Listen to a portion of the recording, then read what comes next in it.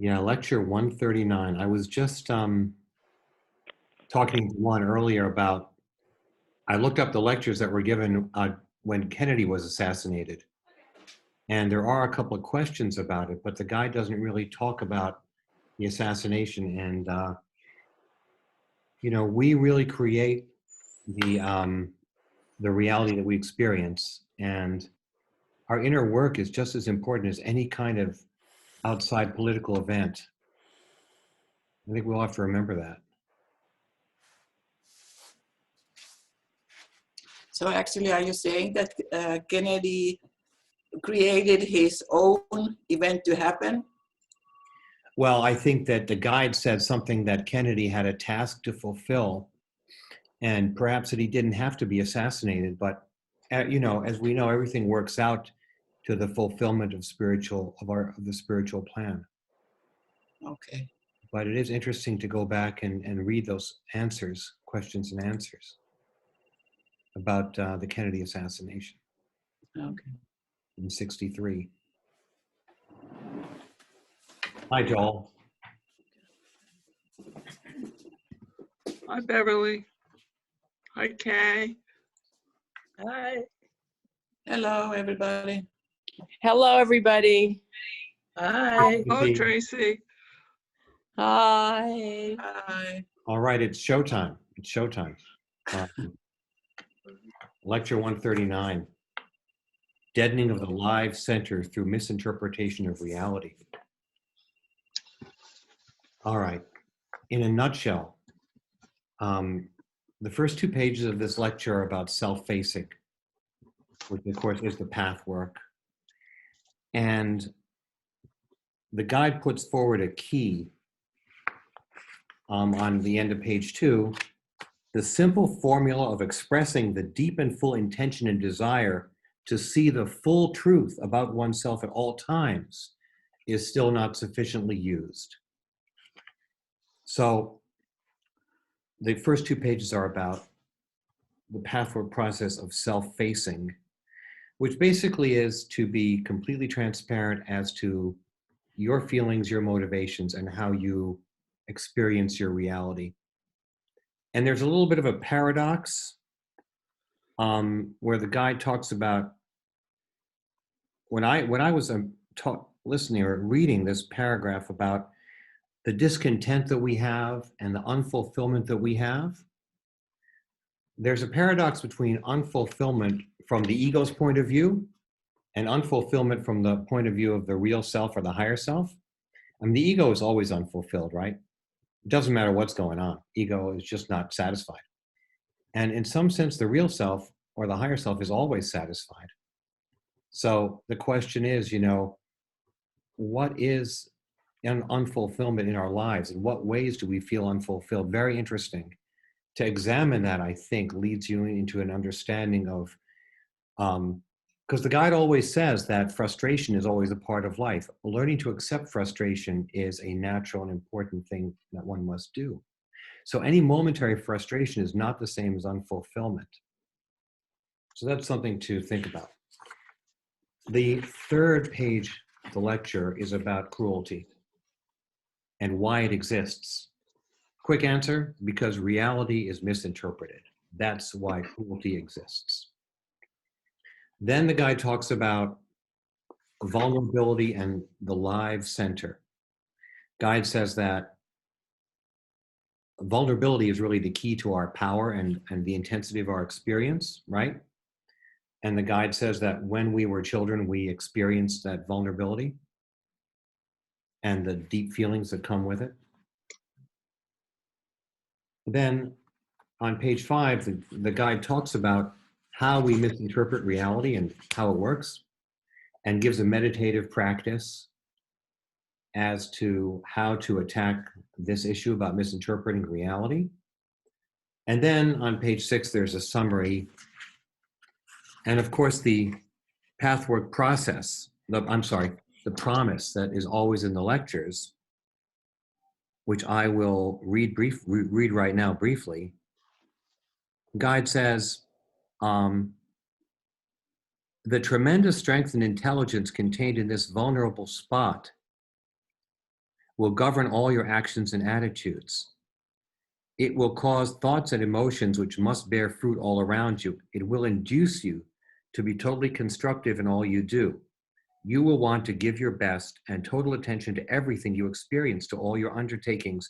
Nothing will be done half-heartedly, with half attention or divided motives.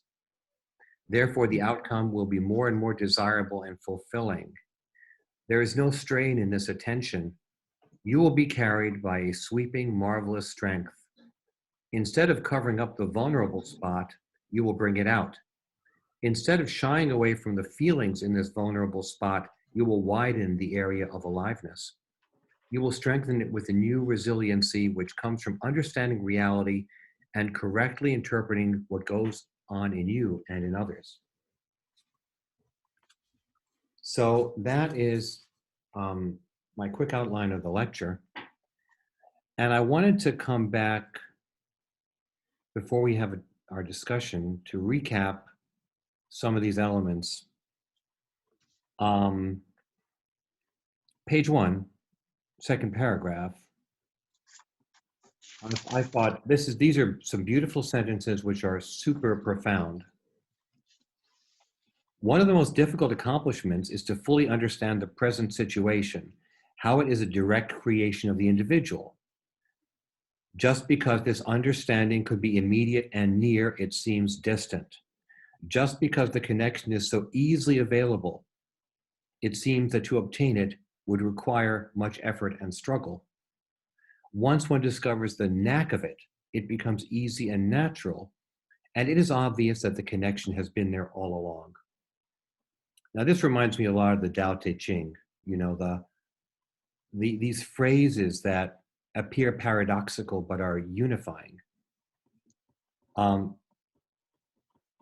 Just because this understanding could be immediate and near, it seems distant. Just because the connection is so easily available, it seems that to obtain it would require much effort and struggle. This kind of reminds me of the one of the things that I think Rajneesh said, that meditation is a knack. In other words, boom, you get it. It's not concentration and focus. It's somehow, boom, you get it. You get the unitive state. I think we've all felt that, you know, from time to time. So I want to make a point about this concept of self-facing, what the guide says in the first 2 pages of the Pathwork concept, which is that one needs to have a constructive and relaxed attitude to do this work. One needs to have a kind of confidence in reality, the nature of reality, the unitive nature of reality, the positive nature of reality.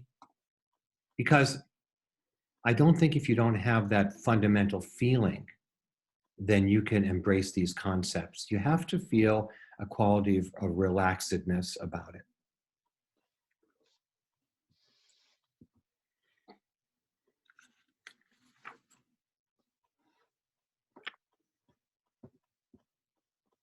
So, and the guide says on page 2, as you learn in each moment to value, appreciate, and enjoy what life offers you, you must simultaneously become aware of the good in you, your values and assets.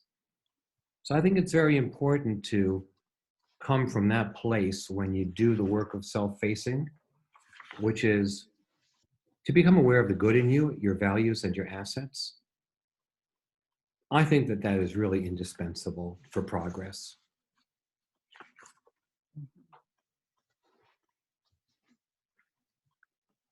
So I think the main thing the guide focuses on this lecture is cruelty, which is a difficult thing for people to grapple with. No one wants to believe in their own cruelty. Although in the questions and answers, people do say they have no trouble feeling their own cruelty and connecting with it. And the guide says that a gauge to determine whether there is still unrecognized cruelty within is the amount of fear you have left. So the amount of fear you have equals the amount of cruelty that is still there. The more you are afraid of ruthlessness and separateness, of rejection and humiliation, of physical and mental cruelty, the more these same exact aspects slumber within yourself, as yet not fully acknowledged. So I think we all have glimpses of that, right? Why does somebody have fantasies of cruelty? It's only because of it's a reflection somehow of what's inside, right? So, and that's something that is a profound area for reflection. You know, what cruelty means.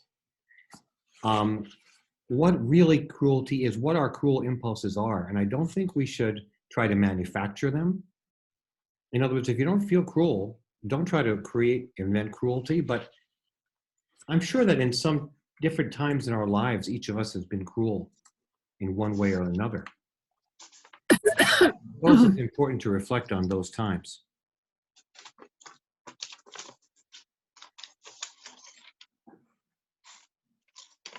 And as the guide says later on, cruelty can exist only as the result of a separation between the live center and the ego. This, again, is the vulnerability that we were afraid of, that we covered up, that we were ashamed of. So we created armoring. And what that meant is we also became able to be cruel.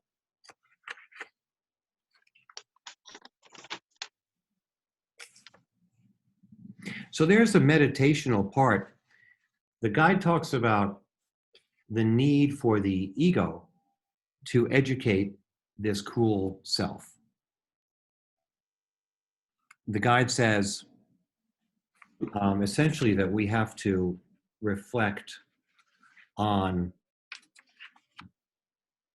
the integration between the live center and the ego. That's on page 5. Through appropriate meditations, integration between the live center and the ego will take place so that its substance will become strong and resilient without losing its soft aliveness. So he says, the vulnerable live center is separated from your wakeful consciousness. That is your problem.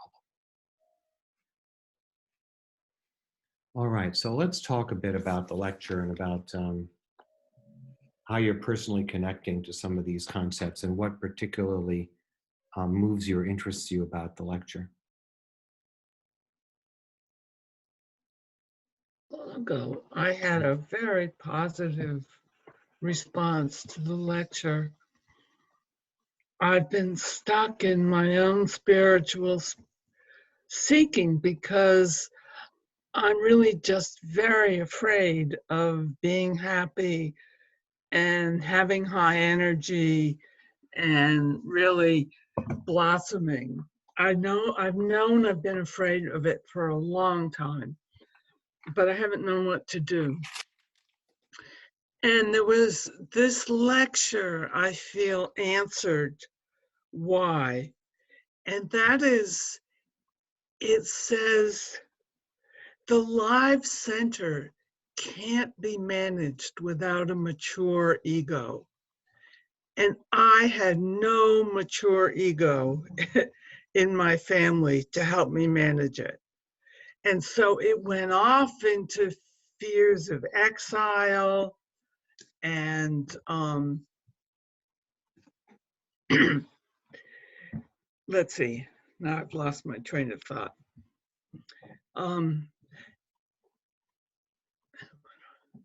And I realized that my fear of being exiled wasn't real, physically exiled. I think I was exiled emotionally, but being physically exiled wasn't a reality. And I've had a terrible fear of that. And I realized that that's a misconception. You know, my parents were a lot of things, but they would never have physically abandoned me. I really trust that, and I know that. And so anyway, then when I had this epiphany that, hey, I didn't have a mature ego to help me master, and I don't know if that's the right word, integrate this into my ego. And I do now. I have a healthy, strong ego. I can integrate it. And I checked the cruelty. What my cruelty is, my feeling is that I'm a lot less cruel. I have a lot less cruel fantasies than I used to several years ago. And I had a unfortunate ending with my psychotherapist of 3 or 4 or 5 years. I don't remember. I had that earlier at the end of December. And I ran it through my mind today. Am I feeling cruel toward her? You know, because that I would have in the past. I know I would have in the past, but I'm not. And in fact, I've turned it around to, she gave me a gift by ending the therapy with me. And she didn't do it because of me. She did it because she wrote a book and she wants to do lots of trainings.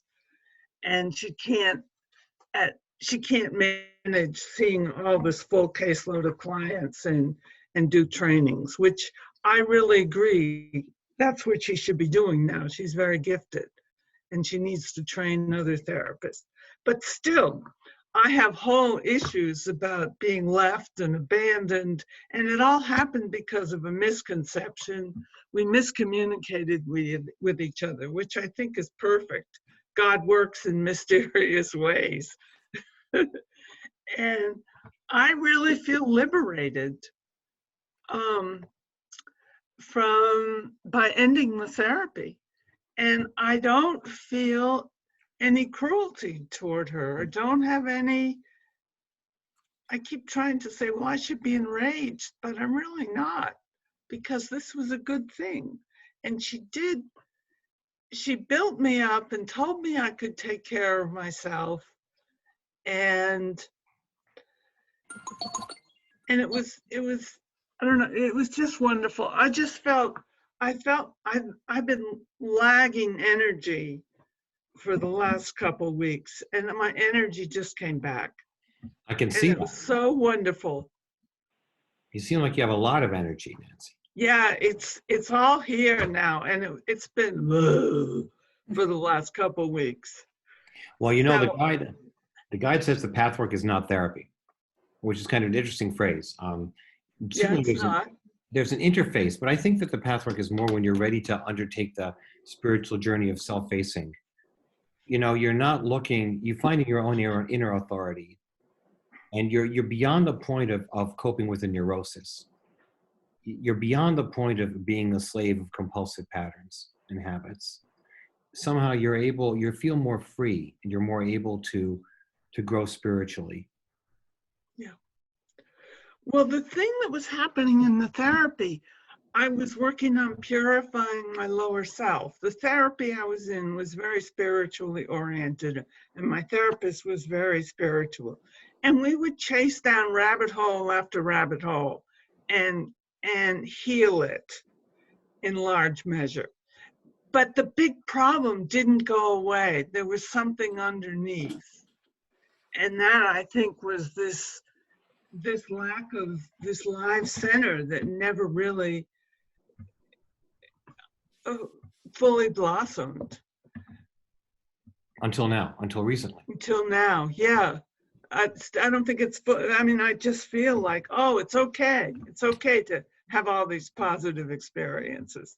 Woo, that's a whole different tune for me, as Kay is laughing, and so is Beverly. The two who know me. I'm sorry, I have to say, yay! I'm Yeah, so thank you, happy for you. I can't tell you. Thank you. I can feel it from you. So anyway, that's where I'm at. And I do have a strong feeling. I do believe that what's happening in my present life is from my internal what's going on internally. That I've known for years. So anyway, That's the okay. central message of the first 2 pages of the lecture, of course. What? That is the message of the first couple of pages about how Yeah, the outer reality really is a reflection of where you are personally and right, spiritually. Yeah. right. And I know that. I know that. I don't always pay attention to it, but I know it.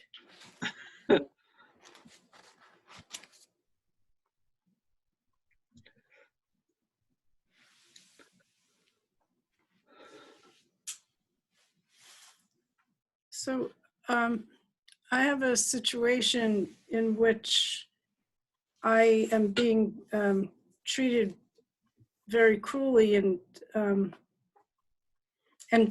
physically exiled, being physically exiled from my my sisters and their families. Mm. And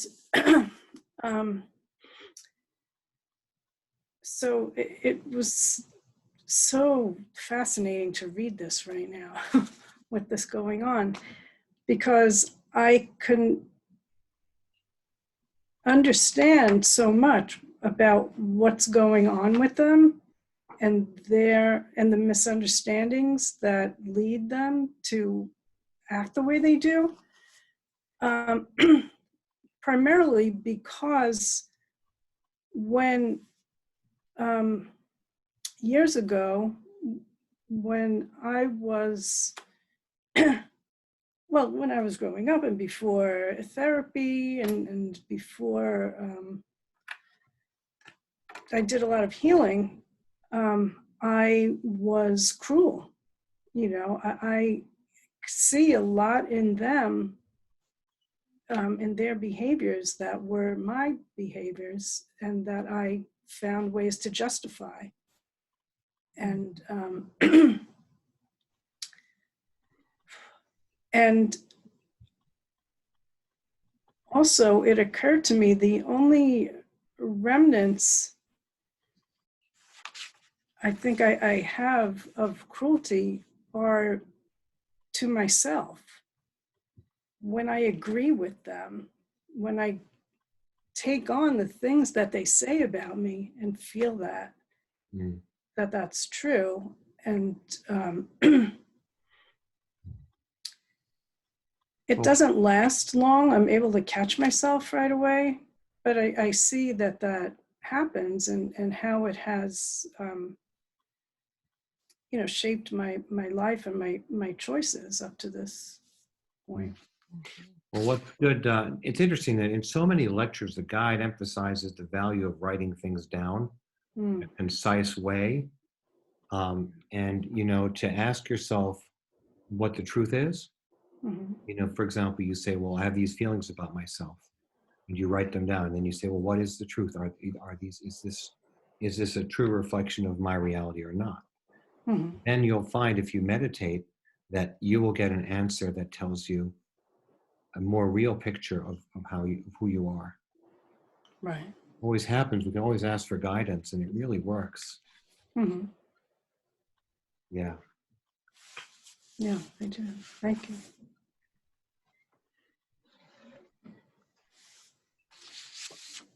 Hey, Tracy, I was wondering, how are you? Are you okay?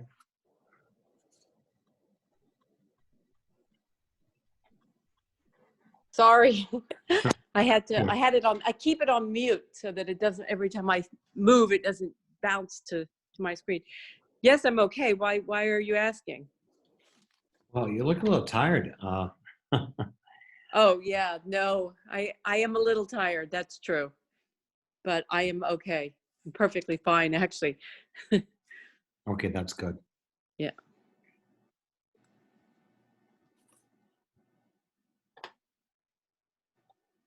Hey, Stephen, it's good to see you. Or hear you anyway.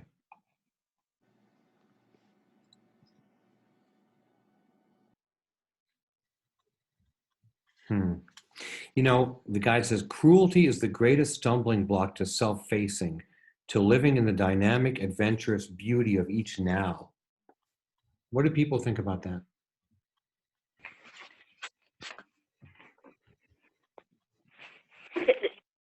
Could you read that one more time, Alan? Yeah. Cruelty is the greatest stumbling block to self-facing, to living in the dynamic, adventurous beauty of each now. Thank you.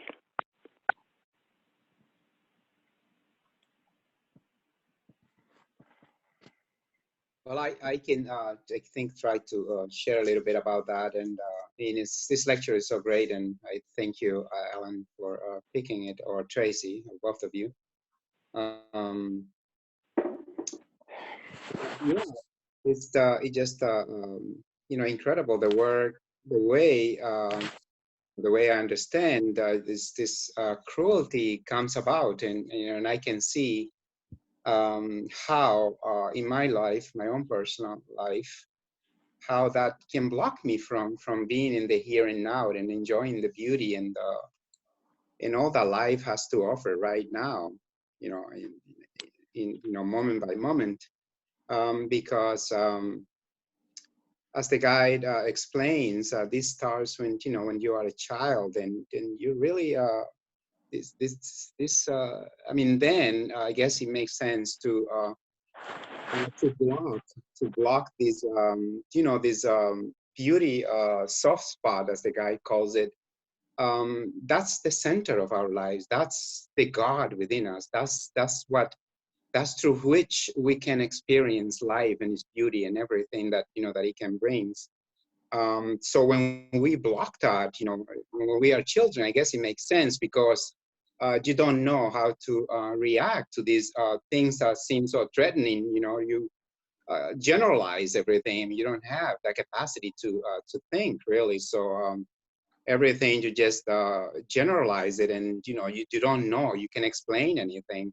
So you just create this kind of shield or protection around you, and it numbs you. Basically, it stops with that soft spot or that God cell within you, which is there intended, or you were born with, intended to really protect you, and really allow it to be, so that you can go through life facing it realistically, and enjoying it, and getting the most of it. But because when you are so young like this, everything threatens you, so you start slowly creating this cocoon kind of around this health, and then you basically block from yourself, from your awareness, the very thing that is supposed to bring, liveness, to you. And it's just fascinating. Then, of course, then it makes sense why, this can stop us from being in the here and now, because the true center of our feelings is blocked. Is blocked with all these layers and protection and defense mechanisms that we have been building all along since we were children. We started there, mainly, but then as we grew up, we kept acting and behaving, and I guess adding more and more. And that's not to mention, reincarnation and reincarnations ago, when, all the material also that we brought, with us when we were born into this, this lifetime around. So all is there, and all these layers, they're not just really one on top of each other, are blocking this life center, which is supposed to, or is intended to give you life, itself. Right. And as So, the guide says, that the reason that you block things is that if you don't, aspects of the self come into being, which one will feel ashamed and guilty. In other words, the things that we're ashamed and guilty about, we have to be open about. yeah.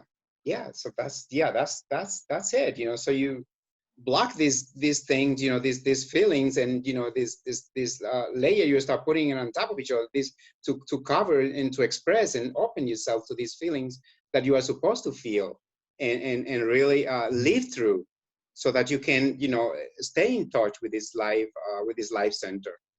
And so to me, when the guy asked the gouge to know really how much cruelty you have in your life, to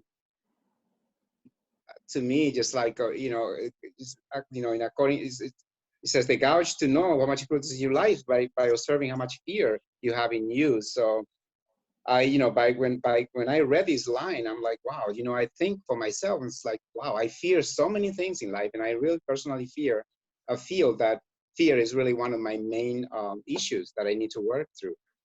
So there is a lot of fear in me. So it scares me to know then that it's also a lot of cruelty then. So I guess that's definitely an issue that I have to work with, and I just see it everywhere. And I was just thinking that, this morning even, how this fear even shows up in my dreams, and how important dream seems to be, because like really the main aspect of most of my dreams, I think, is fear. Either I'm trying to escape from something, or I'm running away from something, or a monster chasing me, and I'm, and everything, or I fear that I lost my cell phone or my wallet, or always seems to be this fear involved in there. So I guess fear is a big thing in me. So therefore, there's a lot of cruelty there too that I need to slowly, I guess, bring to the surface and work with. Yeah. Hey, Stephen, how are you?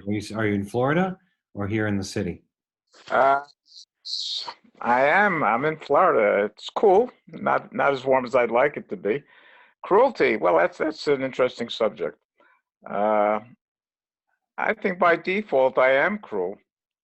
That's my default nature, unless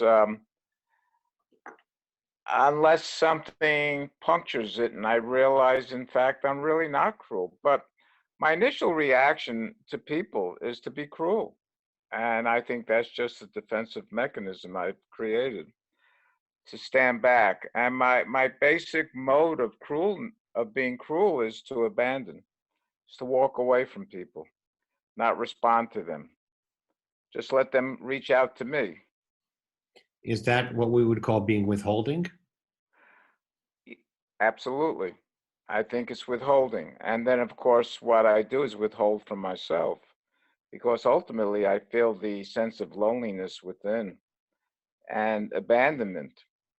So I think I grew up with the sense of abandonment, and therefore I will abandon you, because the you could be anybody, any particular you. And I do it in interesting ways. I do it in ways, and I'm just aware of it, and I watch it. I do it in ways by being very critical. Even on this Zoom uh, thing that we're doing, I'll look at people and I'll look at the background, and all this sounds very superficial, of course, but it happens. And I'll say, "Why? What an ugly apartment. How could they possibly paint that place that color?" Now, here I am on Zoom with very nice people who really care, is my sense. But I don't fully experience the caring because I'm looking at the color of the walls behind you and wondering, how could anybody paint it that color? Or isn't that person talking too long? And what they're saying seems so trite. Why would I even want to listen? And I go on, and I just watch it. And I don't really chastise myself over it. And the fact that I'm able to express it means that, whatever it sounds like to you or anybody else, it sounds like, and this is me, and this is who I am. But the reality is, if any one of you would come to me, I would be more than happy to help you. So that would puncture what I call my cruelty, or my desire to be cruel to you. And here in Florida, I do a lot of walks, and I come across people, and the same thing happens. How could that person dress in that way? That person looks mean. Oh, of course, and then he waves to me. And then I feel, hey, this guy that looks mean and cruel and dresses like from 1906 is waving to me. And suddenly he's a human being. He's not 1906. He's waving. And I feel that sense of warmth. So I allow all that to come in and percolate. And that is, I think, my cruelty. But most of all, it's cruelty to myself. And that's the sad part, because it keeps me away from people. And I'm sorry for that. So I think it's a valid lecture in that sense. In the sense that I'm here, I thank everybody to allow me to express myself and actually put it out there, as opposed to being entwined with my own thoughts around and around and around. It allows me to put it out into the reality, whatever reality is, and have actual people hear me. Thank you. Thank you for asking. Thank you. Thank you, Stephen. Thank you. Thank you for sharing, Stephen. Thank you. Marion, I was wondering what you thought about cruelty. I think I remember you working in a Pathwork group with Eva about cruelty about like 40 years ago. Oh my gosh, Alan, what a memory. Oh my goodness. Well, makes me smile.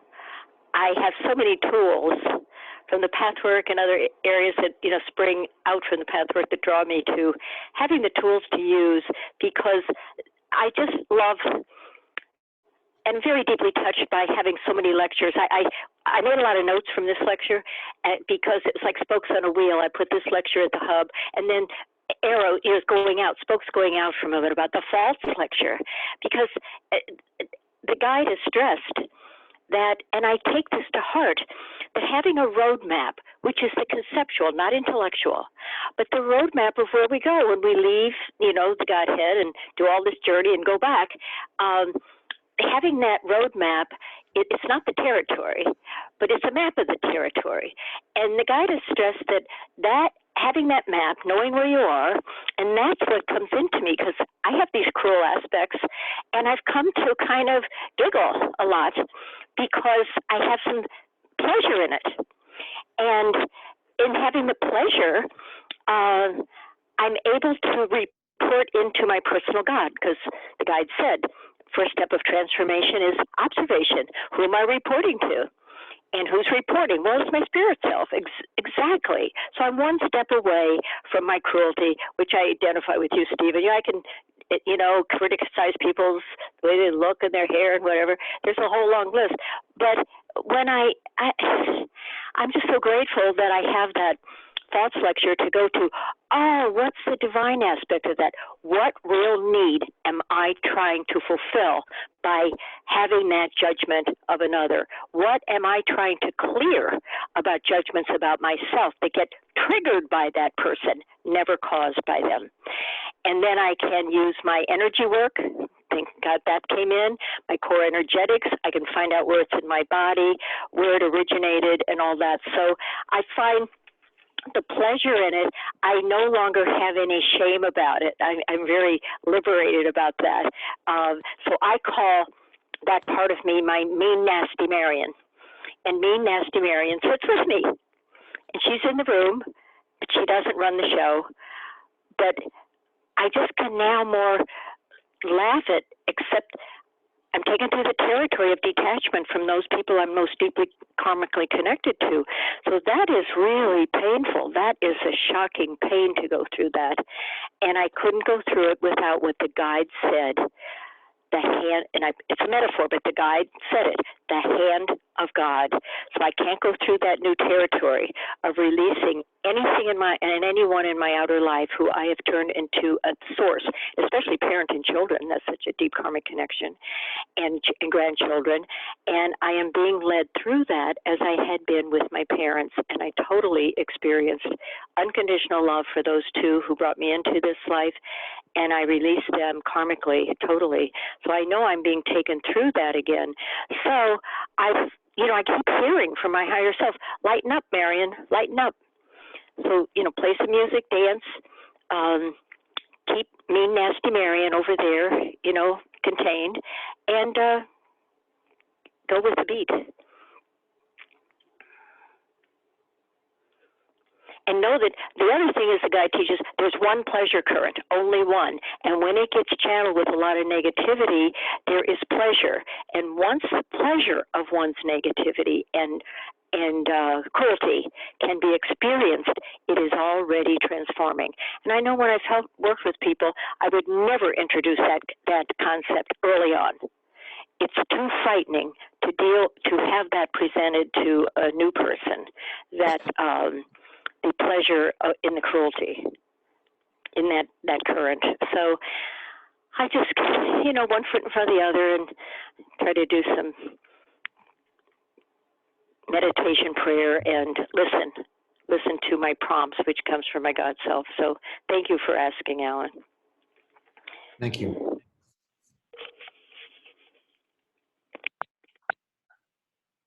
Tarja, how are you doing?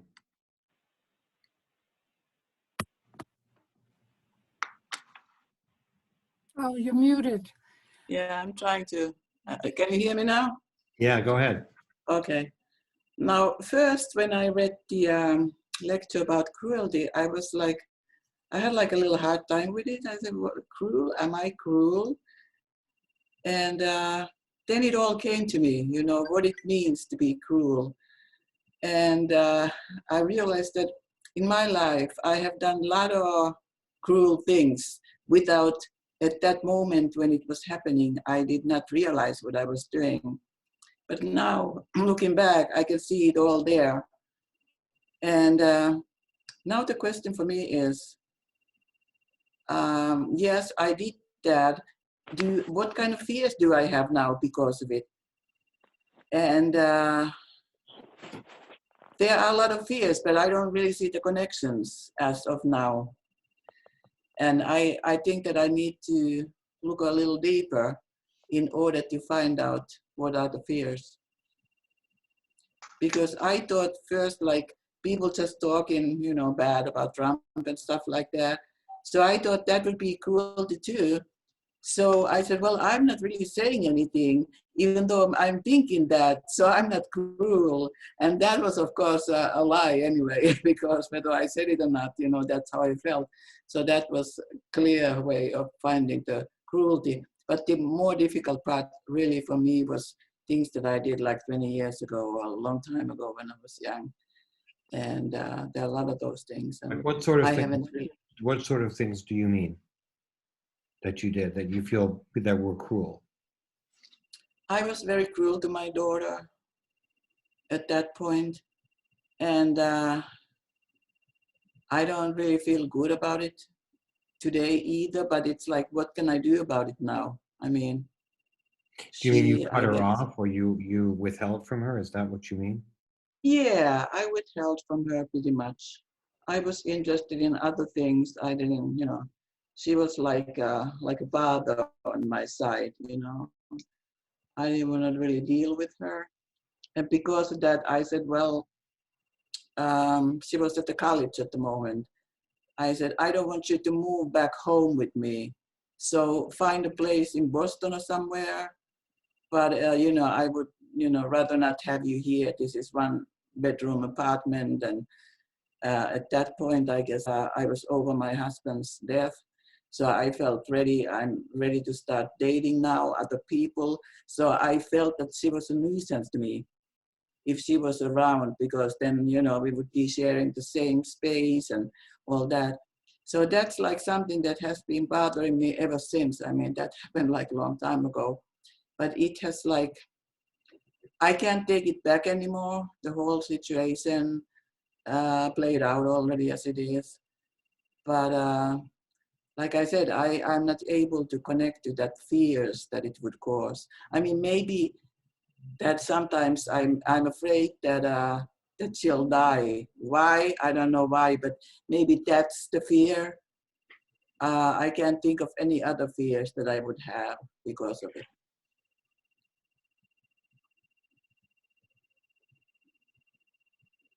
Mhm. So I guess that's it.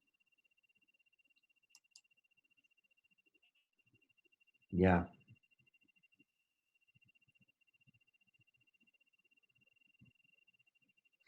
As long as you cannot meet yourself and others without reservations, you cannot possibly fulfill yourself. Hmm. This cruelty is hard to face, but when you do face it, relief and liberation must follow, because nothing further bars the way to being totally in truth with yourself. As long as the cruelty within yourself is not faced, as long as you run away from it, you cannot be clear and comfortable, unafraid and relaxed about yourself. You cannot be good friends with yourself. You can be good friends with yourself when you accept, acknowledge, and understand and work openly and candidly on the cruel aspects, even before you can totally eliminate them. But as long as you still struggle against cruelty in the wrong self-defeating way, namely by denial and hiding, you must be in constant friction with yourself and therefore inevitably with life and with others.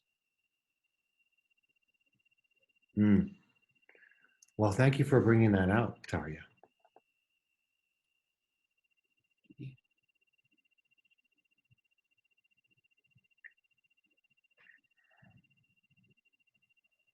from the lecture that says, so I can be heard right, what you believe people feel and think, and what they actually feel and think. What you believe they are, and what they actually are, is very, very different. And I know, like people have been mentioning here, that I make judgments about what my mind is always going like everyone's is. And I say, oh, I know what that person is like. I know what their problems are. Or anyway, I make a judgment about them. And I really want to remember and work on this sentence here, because what people are, no matter how analytic I think I am, no matter how terrific I think I am analyzing things, I'm wrong. I know I'm wrong, because people are so much richer and broader and deeper than I will allow myself to see. I think that's the best way to see it. It's scary to see people are very, I don't want to say warm, they are in their own being, but I'm not saying to me, but in their own being, they are warm and rich and loving and joyful, and I don't know, deep, deep things. Multidimensional. Yeah, absolutely. So multi, forever, and I want to see them more. I'm saying this now here, on the surface. If they're easier to I think I'm thinking this anyway, they're easier to deal with on the surface. I look a little deeper sometimes. But see, I think if I open up to see what they are, then I'm opening up that part of me that this beautiful, beautiful lecture is talking about. That open vulnerability of caring and seeing the beauty of others, which would be inside of me if I saw it in others. The way I know it's there, that's the funny thing I'm saying now. I know it's there, but I'll only go so far, so that I can control it and control myself. And I can control my own reactions to your beauty. I mean, you're so beautiful. People I'm looking at right here and people that you see anywhere is so beautiful. But if I let that out, then I also have to be beautiful, and I have to be vulnerable, and I have to be feeling, what I'm feeling right now. So that's the hard part. And I'm so happy to have this. And that lecture was like a guide. It's a guidebook, just that one lecture, to all the things we could be doing. It tells you 1, 2, 3, then it goes down, tells you 1, 2, 3, 4. So it's a real guide. Mm. And I'm very, very grateful to read it. And I'm going to read it again and again, I hope. Thank you. I love what Kay was sharing. And I actually felt the same. Like the refreshing part when I first started reading it, because since I started Pathwork, I knew it intellectually for years, but I started feeling it only a few weeks ago. What the premise of this lecture is that actually we create our outside reality from within. And now in the seclusion that I'm here, and working on myself, this became so obvious that I couldn't deny it anymore. I just felt it in my bones. It's like, yeah, it's me creating this reality. These are my blocks, my way of thinking, my own making, not only from this life, but for prior lives, that is creating this reality. And because I'm trying to shift it, to mold it, I'm doing a lot of work to raise my vibration in many different levels, I actually see the difference and feel the difference in energy and different results it attracts. So this became obvious to me just a few weeks ago, and actually that lecture cemented that to me, that yes, it's all from within. The problem that I have, that I'm trying to chase down, is not even the cruelty, it's the blocks. It's the blocks to that energy, because I remember being a vibrant, lively, extremely happy, connected kid who was connected to the other side, who felt I knew everything, I understood everything. I was just joie de vivre incarnated. And I was young, maybe 3, 4 at that point, but I remember specifically when this started being cut off in my family of origin, we moved to a new apartment. That's why I remember it so vividly. And I was standing there elated. Oh my God, what a beautiful new shiny apartment. You know, we're getting out of this old crap. Look at this. I was ecstatic.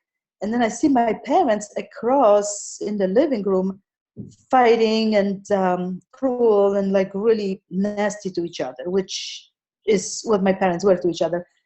And I had this deepest fear. Oh my God, they're going to take this away from me. They're going to take this away from me. And I still remember how I felt, and I still remember that fear. And this actually is what happens in the next, God knows how many years. So all I'm trying to do now is uncover back to when I was like 4 years old, how I felt, how connected I felt, how joyful I had, how natural everything was, how much joy I had. But I cannot finger on where those blocks are. I feel there is multiple blocks because I know what to do. I have a lot of guidance on the spiritual path, including the pathworks. But if there is times after experience the deepest spiritual ecstasy, actually right there when I block myself, I said, enough. What do you want to be, a saint? What do you want to fly out of the body? What do you want to be, enlightened in this life? Enough, watch some TV, you know, or watch a movie, call a friend.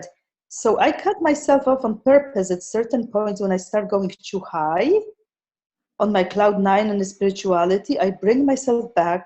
There's something blocking me. And I don't know if it's cruelty, if it's that upbringing, if it's from past lives. I do feel cruelty has something to do with this because I pray a lot to God and Guru to show me why I had to go through that cruel childhood and teenage years and what can I do about it. And if I understand it, maybe I can help it. And a past incarnation came when I was a mass murderer. I was a doctor, I was killing people. I was like Jekyll and Hyde, and I literally murdered people for pleasure. And this came very vividly in meditation. I'm like, oh, okay, it's beginning to make sense now. If I was that kind of an asshole, that I sure deserve what I got, maybe that kind of cruelty is not only from this life. I'm thinking that cruelty might go way back when, because I got appalled when I started getting those images in my meditation. So I'm thinking, yes, cruelty, disconnect. The cruelty is made out of fear, absolutely, and out of hurt. I felt like the reason why, like they say, hurt people. When you are hurt, deeply hurt and wounded, you're going to be cruel to others because you're disconnected. You in that shell, you feel like a victim, and you know. And I still cannot put finger on it. I think the Pathworks outlines those things, so I'm trying to watch it. I feel much better after this lecture. There's more flow of energy in and out. I also agree with Kay that there is a lot of innate beauty, and maybe that's what we are afraid of, how powerful and beautiful we are. But I certainly feel some of it. I still don't have remedy to those blocks that are tangible. They're like right here. These are these blocks. I want to take them, I want to remove them. They are there, but I don't really see through them. And I work around them, you know, I try to soften them and chip on them and do from all different angles, but they are there. And I feel them, and all I want is to remove them. And I'm not sure how. Maybe that's like a long process, but certainly that lecture resonates very deeply with me. Are you saying that you feel cruel? Sometimes cruel to myself. I do self-destructing things, like especially overeating. Overeating is my escape when I feel lonely or bored or scared. The cruelty is more internal now than external. I could be cruel when I feel threatened. And the threatening is emotional, like when I feel somebody's going to abandon me emotionally. Somebody is questioning me, somebody's lecturing me, somebody's being unattentive to me, withdrawing in some way. I think the deepest thing is what I learned recently is what kind of universe, somebody said that, what kind of universe, I think Oscar Wilde, what kind of universe do you believe? Do you believe it's friendly or unfriendly? I used to feel it's unfriendly because I was brought up by crazy people. I switched my mind to it is friendly. Since I switched, I feel much better in my life. And I function much better because I feel, yes, there is love, there is support, it is friendly, it has my back. It's me who's turning back on the good. I know all of that, but how do I stop turning back on my good, and how I remove those blockages so love can flow freely is my bigger task and and puzzle right now, because I feel those blocks, I see through them sometimes, but they tangibly there, and I still don't have any good way to remove them. So I'm saying, I'm trying to crumple at them from all sides and loosen them up. I don't feel cruel that much anymore, but I have experienced a lot of cruelty growing up. So when triggered, I could be cruel. Well, you know what? We used to have bioenergetics in the pathwork where we did the body work. And Marion, you can speak to that. And I know that when you feel these blocks, when you talk about blocks, it reminds me of these armoring that we talked about in core energetics or bioenergetics. That when you feel rage, when you feel anger and cruelty in your body, it sort of liberates things. So that might be something good to explore. Yeah. Just feeling more, but what happens, like when I had those vision of being this cruel mass murderer, it's extremely painful. Why not facing up to it? This is so painful, Alan, to think what you've done, to think what you've been, to think about the mistakes you've made, and now you are really in touch with that spiritual side. It's beyond painful. It's extremely painful. So I think I'm going at it this slower pace because that pain can be unbearable. That's what it basically creates. It creates that incredible pain. And so I think that's why I'm dancing around it from all sides, trying this, trying that, trying to loosen it up, to say, well, it's got to come out one way or the other, but I don't know if I can punch right through it. Sometimes it's just too painful. That makes me think about the importance of having a pathwork helper. It's difficult to do it yourself. It really is. Even the intellectual realization. And I just put up a whole bunch of pathwork helpers on our website. Many of these folks have just become helpers from Pittsburgh. And I don't know a lot of these folks, but, to take advantage of finding a pathwork helper, somebody to guide you through these things in a personal session is a very good thing to do. Yeah, that's definitely on my list for this year, but I still feel like I don't know pathworks deeply enough. I just became following your group. I have another group. I read every lecture for every meeting, but I won't go and read on my own. So I do need a structure for now. And this provides a structure. So as I deepen the knowledge of pathwork just by reading those lectures and listening to what you send, I think I'll be ready, because the problem with pathwork helpers, they're not therapists. I've been in therapy for years, and I've been even conergetic, but they will tell me, well, you don't know pathworks. How can I guide you when you really don't know pathworks? These are pathwork helpers. So that's the only thing that I'm thinking. I don't know if I'm ready, because I still have a lot of lectures to read. Right. Well, the point I think that I want to make is just that we usually don't ask for help enough, and help is available. It's not easy to ask for help, but it's very valuable to be humble enough to ask for help, I think. I agree. I just want to add, Teresa, that I was having a hard time about, I think it was 3 years ago now. And I was really, and I was working with the Pathwork Lectures, and I really was having a hard time, and I didn't know what to do. So I went online and I called the helper, Jan. Her name is Jan. She's on Alan's list. And I was so grateful she was in Brooklyn. I couldn't believe it. I was making my own life there. I ran to see her in a couple of days, and she was extremely helpful. So I just wanted to mention that if you feel like you want to go. Kay, I appreciate it. I am asking for help spiritually. I have a spiritual guidance, and I am given what I need when I need it, like including those Pathwork lectures. I had different things and different modalities come to me, which were right on answering. Like this lecture was like right on what I felt for the last few weeks. Like, I am really created this. I am creating this. this lecture confirmed it, gave me deeper.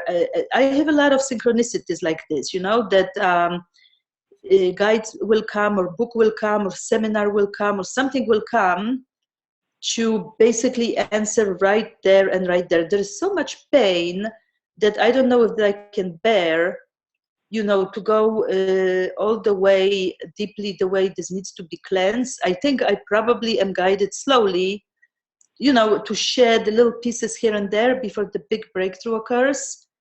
Because like I'm saying, like seeing this past life when I was literally murdering people for pleasure, I don't think it was anything out of cruelty, sheer cruelty. I enjoyed it. And it was visible to me in my meditation, like I felt who I was, I saw what I did, not all of it, but enough. It was just too painful to really go all the way in there, because that would probably just like completely knock me out, you know. So I think there's stages of development, and guides and angels and other people bring you what you're ready for at the moment.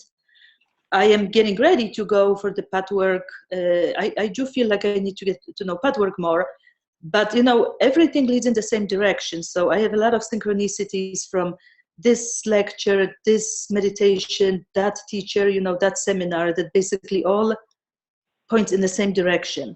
So I keep praying continuously about guidance to remove blocks to love, because everything is basically blockages to love, and to flow of love, free flow of love. And this is part of it, you know, but the cruelty that I have done in the past life is just too big to just like jump right in, and really, I cannot even comprehend who I've been and what I've done and the reasons why I did it. It was beyond me in this life. So maybe past life regression or something like that. But certainly, you know, as I pray, those things get revealed. And I'm like, uh-oh, you know, I wanted to know, here it is. Sometimes you ask and it's really given to you. And then when it's given to you, you back out and like, I don't think I'm ready for this. You know, it's a little too much. Like I was a little Hitler. I don't know if I'm ready to go in there. You know what I mean? I'm a nice person in this life. Come on. It's hard. It's extremely painful, and it's like almost crazy making to think who you were. Well, don't put that on your dating profile. I would not do that. I was murdered people in my past. Yeah, mass murder in past life. Anybody interested? Well, I would say I have to be careful, Teresa. Then I really have to stay away from you. I don't think I have any tendencies now. I think I've learned, you know, the punishment when you go to astral after lives like this is so deep, and the self-evaluation is so painful that I think, you know, I doubt that I'm ever going back there again. But certainly those pictures came to me as an answer to my prayer, and I was like, uh-oh, here we go.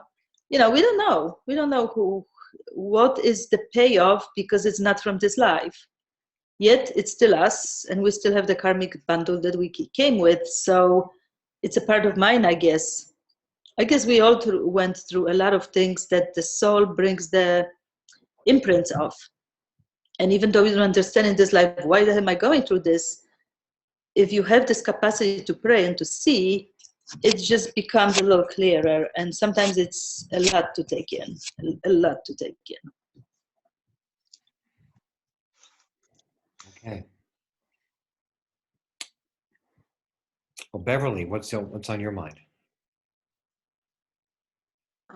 Well, I have to say that reading the lecture or listening to the lecture wasn't as helpful as this discussion. The discussion has made a lot of the points more clear for me. I didn't quite get the connection between fear and cruelty just from listening to it, but from the discussion, it become much clearer to me. I think one of the main issues, one of the main thoughts about Pathwork that kind of hit me between the eyes when I first got it a while ago was the whole idea that every single thing that happens to you, you've created it. That nothing is anybody else's fault. It's all you. That still is an amazing idea that I try to be aware of all the time. So I guess what I'm thinking is that whenever I feel threatened, I think somebody else was saying that whenever I feel threatened or unhappy or rejected or something, some negative feeling. So what I would do is, okay, project it onto other people and then not perceive myself as being cruel.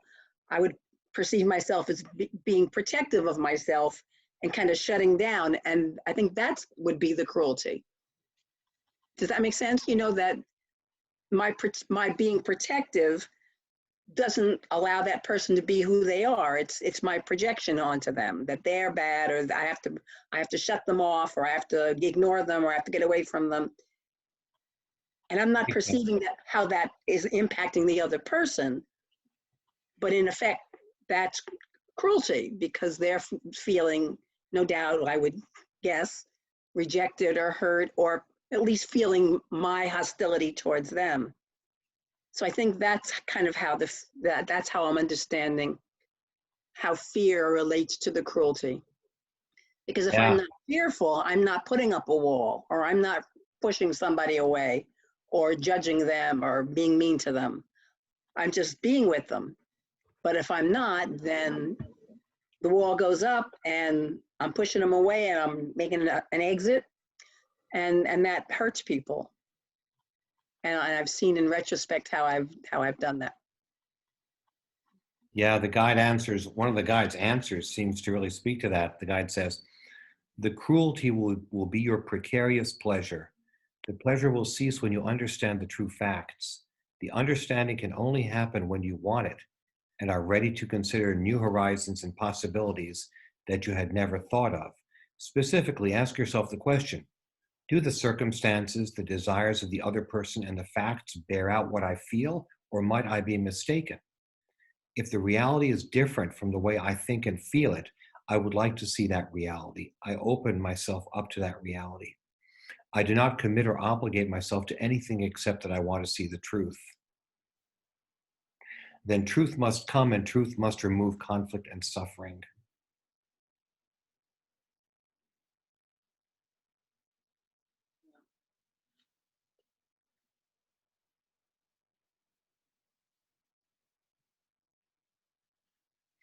Yeah.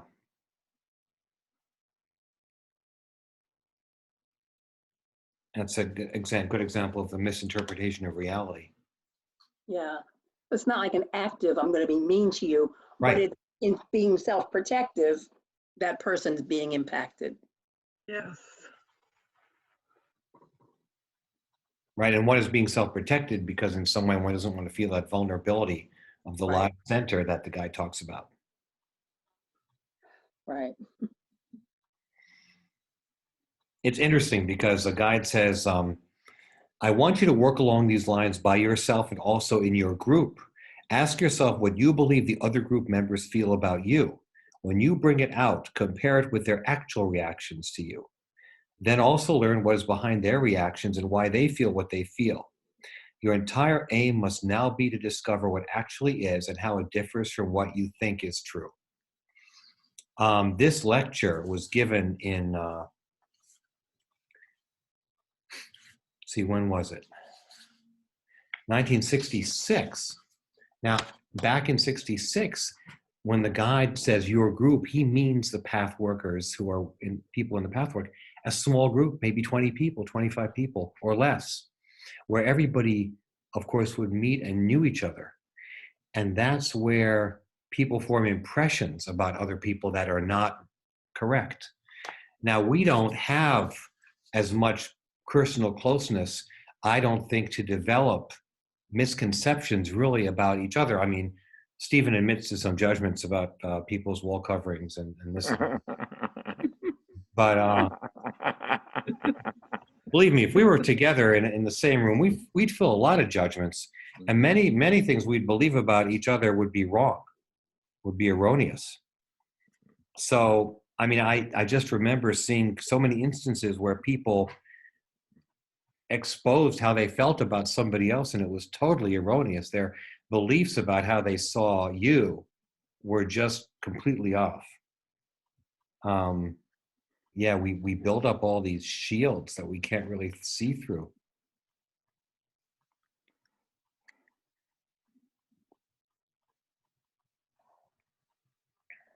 But here in this group, it's harder to do that than it would be if we were all in the same room, face to face. For the guide lecture, the groups were 3 hours long. And of course, there they did what's called the Pathwork process group, which is people would let it all hang out more than we do or probably can in this forum. But there used to be, people would expose the judgments that they felt about other people, which often bore no relationship to reality at all. And once those things were exposed, people would just laugh about it. Right, Marion? What was that last sentence again? That people would laugh about what? About their erroneous assumptions about other people and how they felt other people saw them. Of course, and we have a wonderful communication lecture, and from that, a group of us, many years ago, started working with Marshall Rosenberg's nonviolent communication because we knew it was guided, and so in that practice, we were really applying the communication lecture, and then we had further tools to use that came through guidance through him, and that is, sometimes if somebody's acting in a way that maybe upsets me or something like that, there's a way of, now I would not know, but I can say, what need is that person trying to fulfill? So I may not know, but asking it puts me in a different, it's responding rather than reacting. And there's a difference in that. And I'm responding. I'm there. Because even a killer is trying to fulfill a real need. So that, what need am I trying? What do I really feel? And what's the difference between my emotions and my feelings? These are in the communication lecture. So that's why I put all these spokes off of this lecture, because it brings up, and what you said, Alan, if we're dissolving an image, that it's early misconceptions in coming into this life and belief systems that we came in with, you cannot change that early by yourself. We can't do that alone. And so it's a deeper level with the God self and having, helpers. So, and I think we're all pretty much geared toward, getting more help, because this road is joyful only when both sides of the coin, and this is also in the lectures, are experienced simultaneously. That's pain. The guide is very clear. When we're in pain or pleasure, we're in a reactive state. We're not responding. And how to define these? It means having us step away and somebody helping us say, oh, I reacted. I didn't respond to the person. Yeah. What am I assuming that they are doing something to me? Oh, I'm feeling like a victim. We have a lot of blind spots, that's for sure. Yeah, that's right. Yeah. And there's support for going through each with clarity. And that's the beauty of all of this. That's the beauty. Right. Deborah, what's on your mind? I want to know what you've been thinking about. Well, we read the lecture actually together for the first time last Friday. And it came about because we had a fight.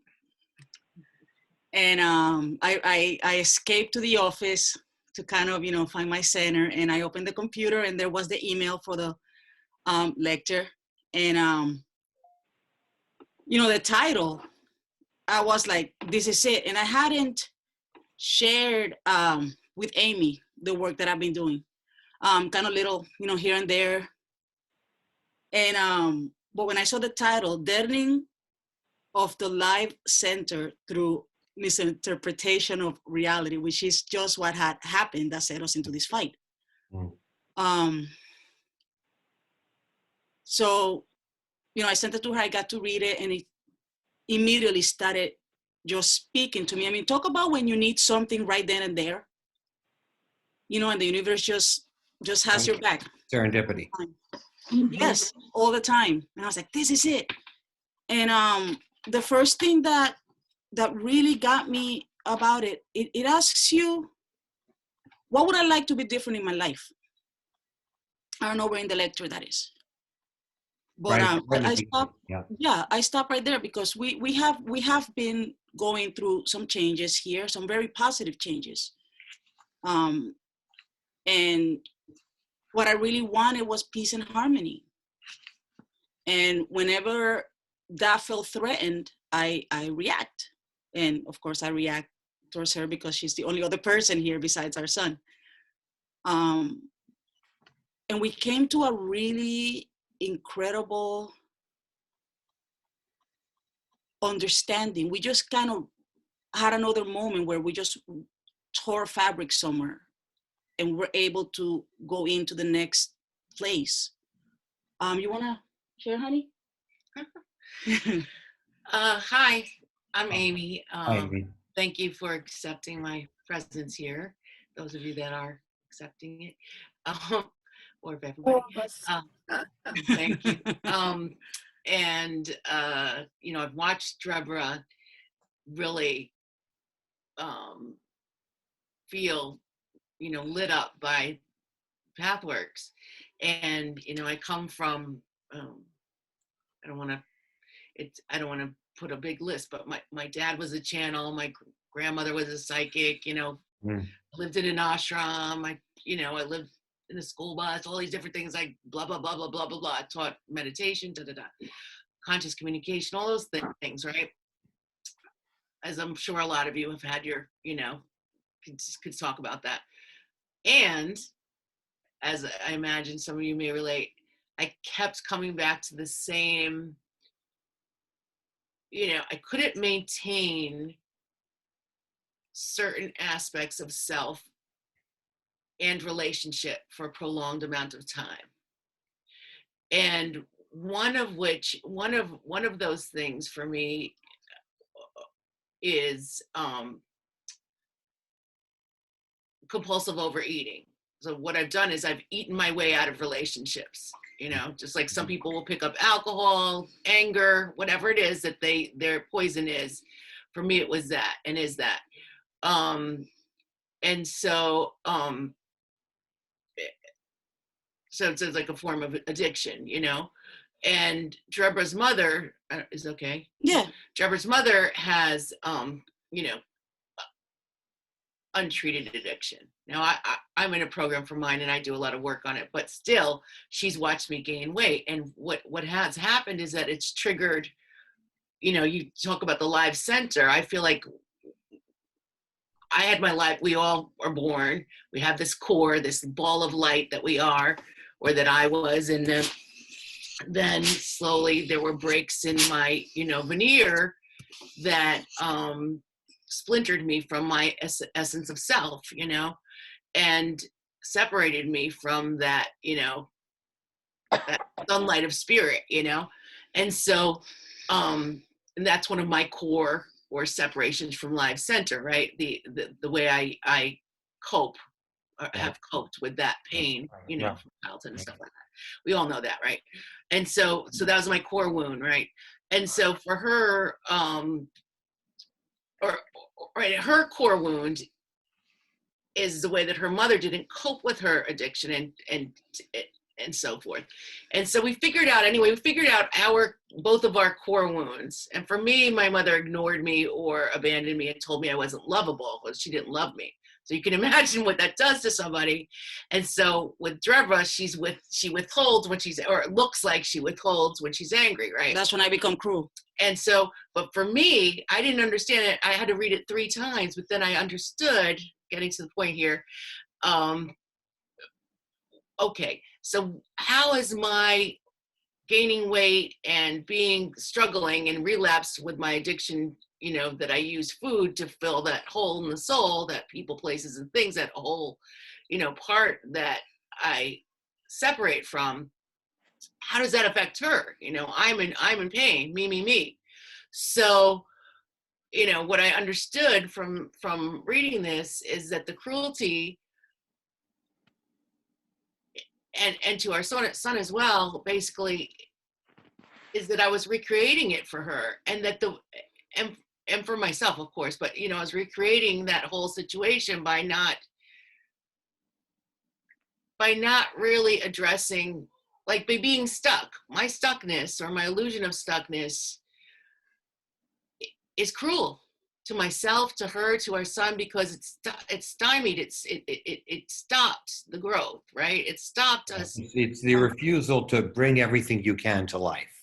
Right. It stopped That's from, what the Pathwork calls negative intentionality. Yeah. but I didn't. Yeah. You know, because addiction is like that. It's like this you know, detached, this amnesia that happens, you know. I just wasn't in touch with, like, okay, well, this isn't just about me and being stuck. It's like really affecting her.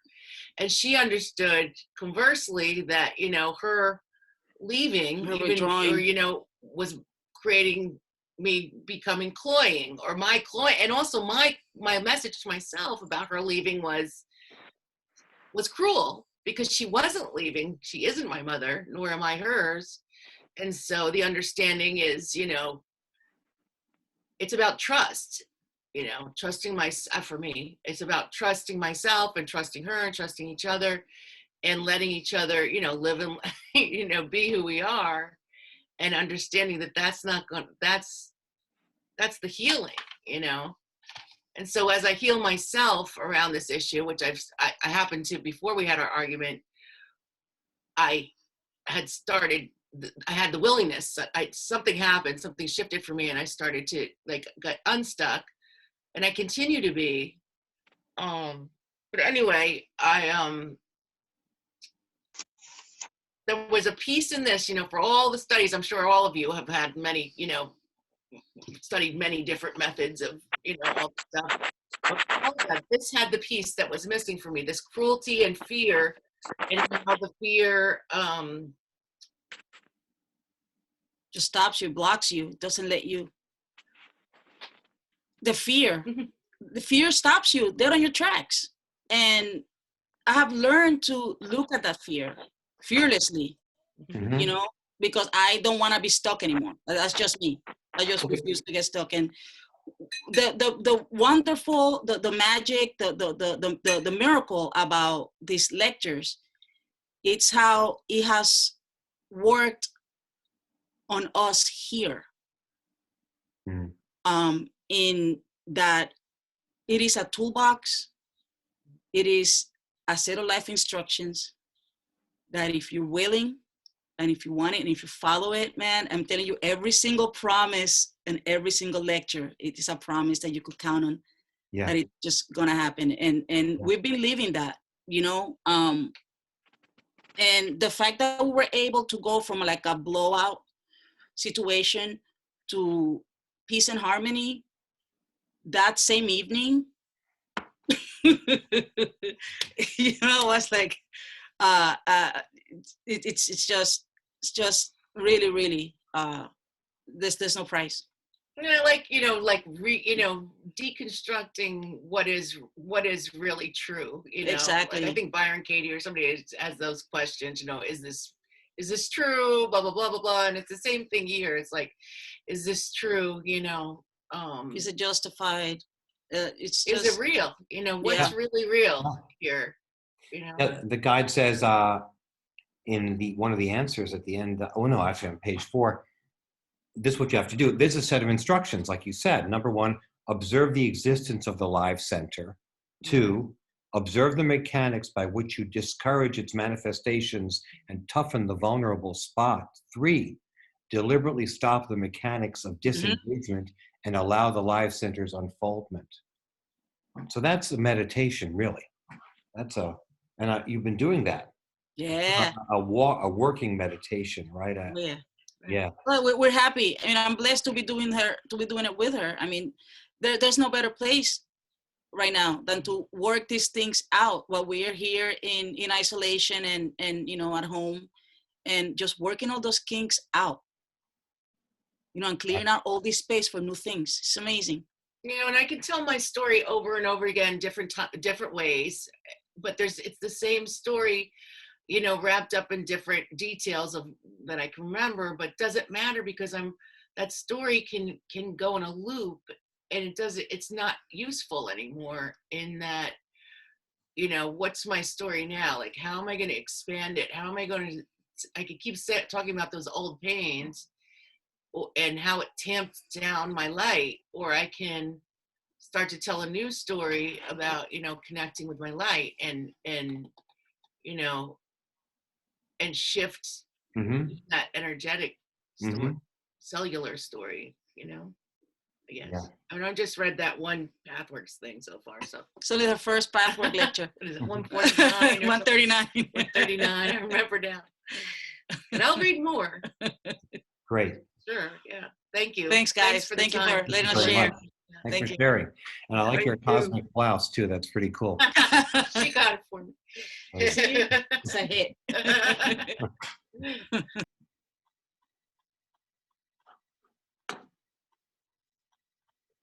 Who else wants to share? Joel, haven't heard from you tonight.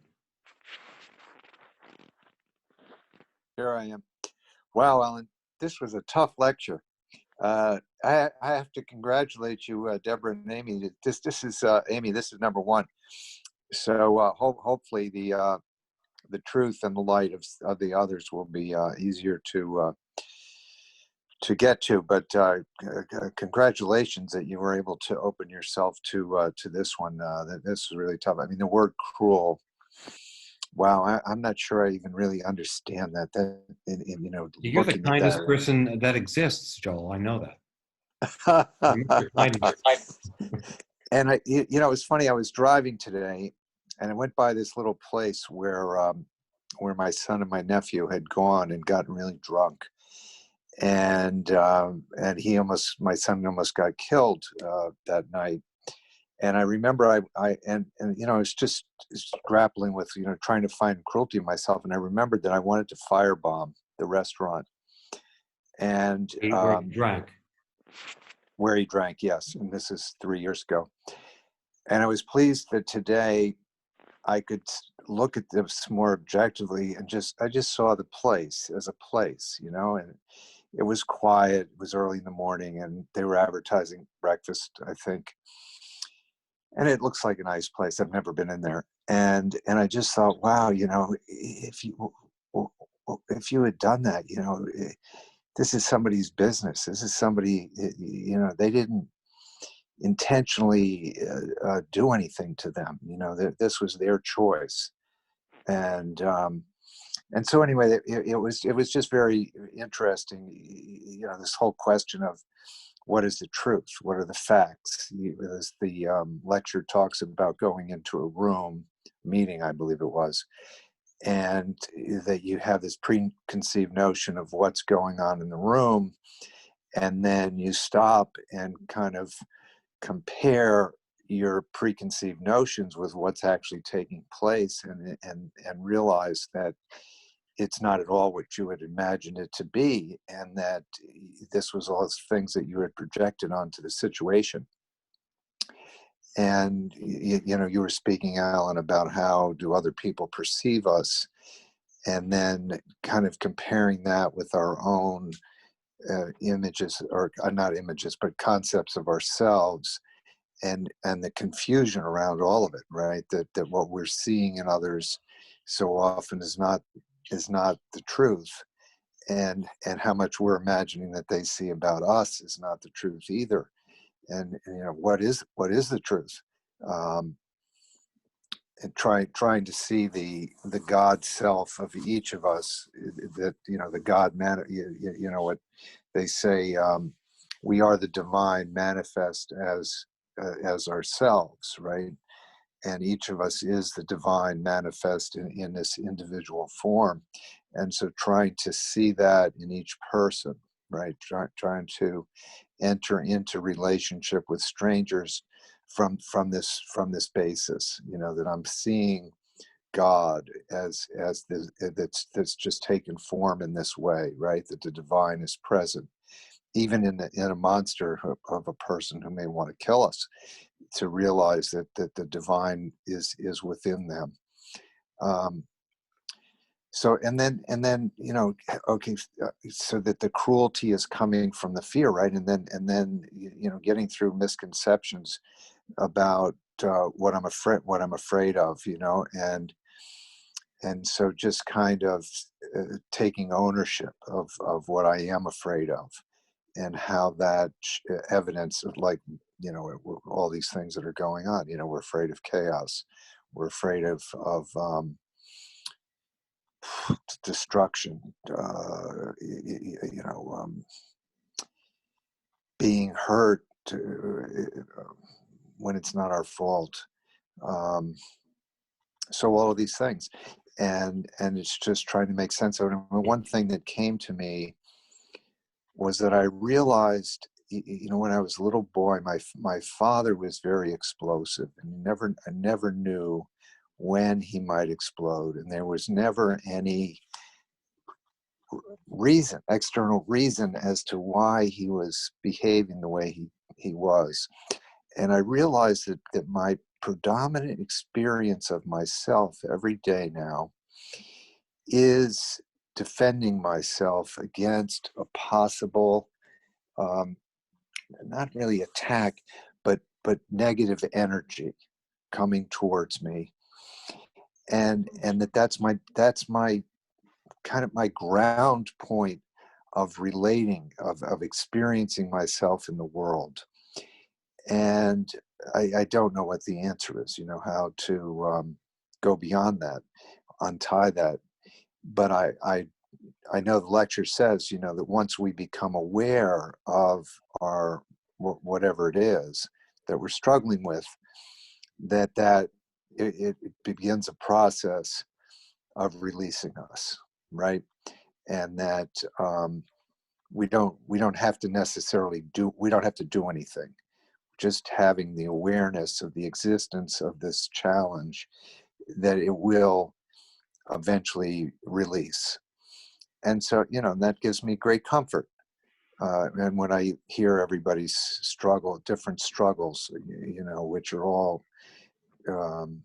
very serious. These are very serious matters that everybody's had the courage to share. And so just kind of knowing that the light within will shine forth, and I try to remind myself to just spend. Yesterday I went to play golf, and I was really upset about everything that's going on in the world, and I just needed to get away and not think about it. And it was very healing, to just take time to be and to do something fun and distracting that I could put my full attention to and kind of just escape, right? And it was very healing, to say, okay, just take time to take care of myself and reconnect with the positive energy, just to see the natural beauty all around in the golf course, the birds and the trees and the water, and then that everything was okay. Yeah. So I don't know, I read the lecture, I don't know, 3 or 4 times, and there's just so much there, and it's difficult stuff, but knowing that, the cruelty, the hatred, the negativity, we're quick to judge others, condemn these things that we see outside of ourselves, and not be willing to see them in ourselves, but then to know that the handle to find our way back to that vulnerable place within is to look at the fear and try to release it, try to heal ourselves. So it's very challenging and but very helpful. Thank you.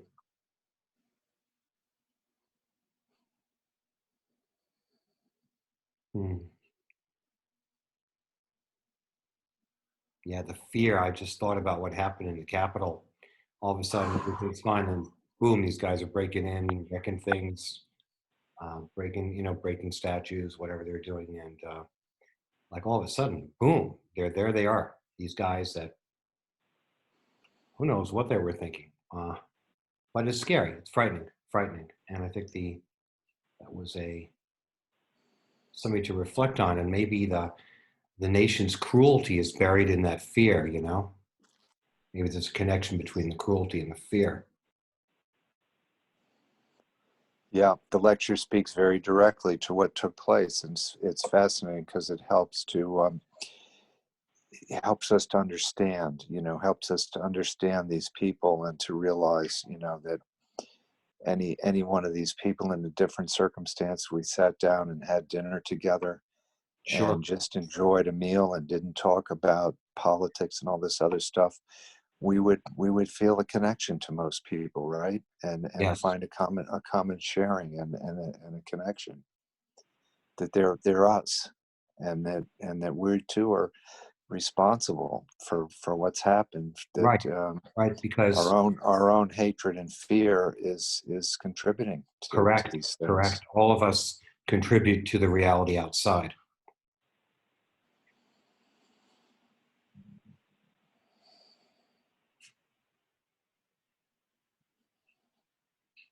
You strike me as a very kind person, Joel.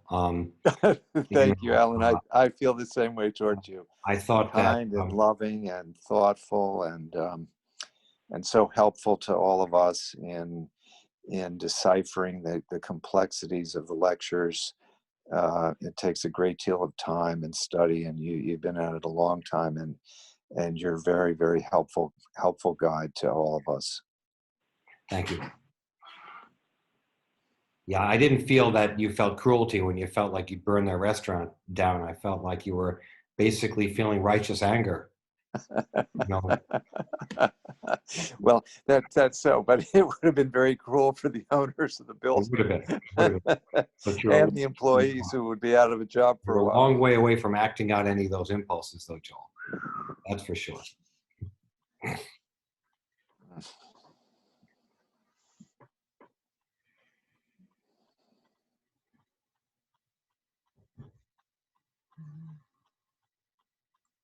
That was also very interesting how you talked about your explosive dad and how you're still defending against that in some way. The possibility of something attacking you like that, that's what made me think about the attack on the Capitol. It's like, boom, all of a sudden these guys show up unexpectedly, but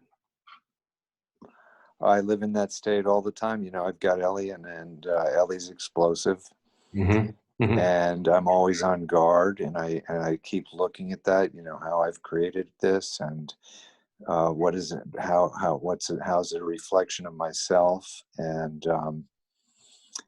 seeing the underlying fear, and where did the images come from, where were the seeds, and what can I do to try to unknot them.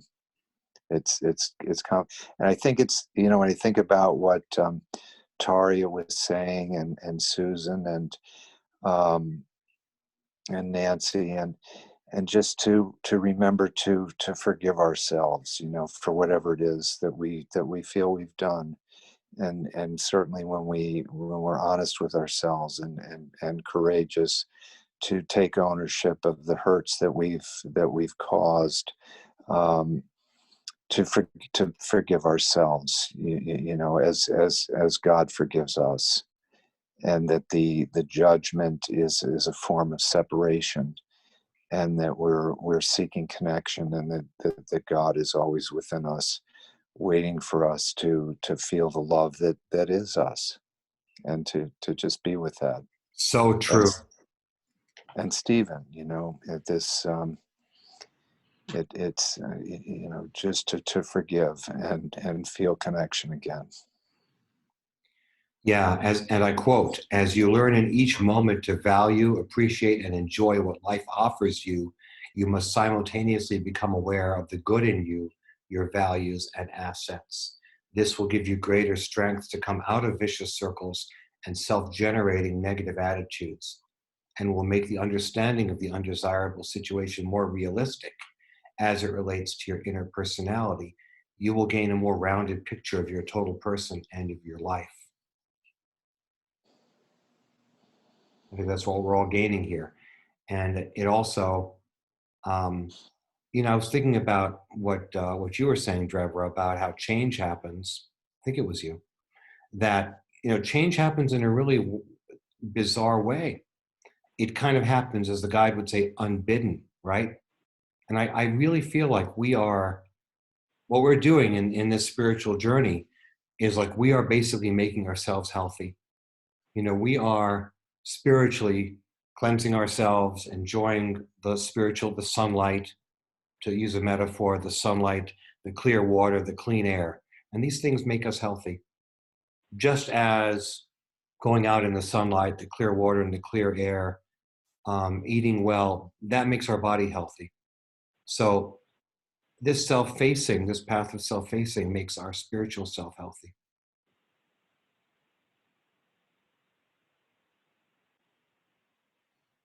It goes kind of by itself. You find yourself feeling more healthy, or thinking more clearly, or making a decision to feel certain things and not others, turning away from the negative intent.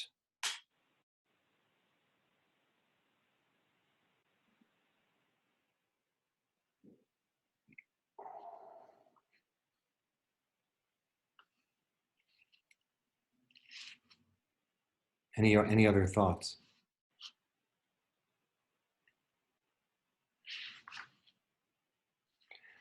Well, then let me recap the 4 steps that the guide puts forward as a meditative process, and then we can have our meditation. The guide summarizes the lecture as follows. If we look at our lives, he says, first, point 1, an undesirable situation, a lack of fulfillment, an emptiness, cannot be eliminated and changed into a more desirable condition unless you understand that the present situation cannot be different. You fully recognize that the cause is in yourself. So by that, we take responsibility for the undesirable situation. We allow the thought that we created it by our attitudes, our decisions, our images that we have not confronted. Then point 2, he says, let us separate the admission of the lack, which is the first point, from the second point, the recognition of what in you caused the lack, so that you deeply experience the oneness between yourself and your life situation. So I think that requires a lot of humility. It requires giving up blame. Point 3, the cruel aspects in you represent the main reasons for all resistance and fear of self-facing. Often, these cruel aspects can be found only when one acknowledges one's fear. Do not forget the important correlation between fear of others or any outer facet of life and the fear of your unrecognized cruelty. If you are free from cruelty, you cannot ever fear others. That's a pretty powerful statement. It's a very powerful statement. Whoa. Yes. Right, Juan? You were talking about that. Yeah. If you are free from cruelty, you cannot ever fear others. That's about as heavy as it gets. Yeah, that's a very powerful one for me, because that really made me think that, because as I think I mentioned in one of the last lectures, is that really, and I'm kind of ashamed to say, but really my biggest fear, I think, is the fear of people. Believe it or not, it's like I am just, I avoid, not so much fear of people, because I guess I'm okay being in gathering. It's just that the exchange, the interacting with others, that's like, wow. I mean, even to come into this Zoom right now, and sometimes I have to make an effort to just come here and even exchange with you guys, even like this, and even talking on the phone. I don't like talking on the phone much, because just this somehow, like this fear of people, this uncomfort, this anxiety, I guess, that comes up, when I have to interact with others. And to me, that's a big thing. So when he says like this, if you didn't have any cruelty, you cannot fear others. To me, and like, my God, I must have been like, I guess, like Teresa, really, a serial killer or something. And past life, because this thing must come from somewhere. And in this lifetime, I think, as Teresa said, I think I'm a decent, nice guy in this present life. So what I don't know exactly, and this is something I'm working on. Really, it's one of my personal issues I'm working on. Where does it come from? And it's like this fear of, I guess, I fear feeling, getting hurt, that others are gonna hurt, and then at the end, I guess, it boils down to me that the fear of being annihilated, the fear of being destroyed. That I think I am this body, and if somebody really hurt or destroy this body, it means like death sentence to me, and it's like that's gonna be it. I'll be finito forever. So yeah, so it's one of the issues that I'm working on. So I know you're really confronting it by meeting groups. And I also know that, you're kind of like a preacher. You're kind of like want to get out there with people, and so you're really confronting that aspect of you, aren't you? I'm working on it. It's not easy, believe me. And the point 4, establish in what moments the live center is bare, as in the vulnerable state of a child who has not yet integrated these energies and feelings with the ego faculties. Those are the 4 points that the guy talks about. And the ego has the role in allowing the opening to that vulnerability. Where the integration takes place, he says, the vulnerable live center is no longer vulnerable in a negative, dangerous, or debilitating way, but in a positive, wonderful way. It is flexible, alive, vibrant, and full of strong feelings, without which pleasure, joy, and happiness cannot exist. The tremendous strength and intelligence contained in this vulnerable spot will govern all your actions and attitudes. Well, that is something we are all striving for. Stephen, I just want to say that, as Joel said, my father too is extremely explosive.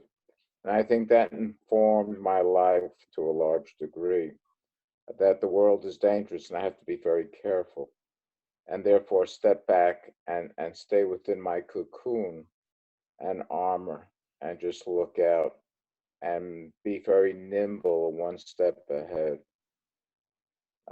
And that's very unfortunate, I think, because it has really informed my life, my profession, and everything I've done.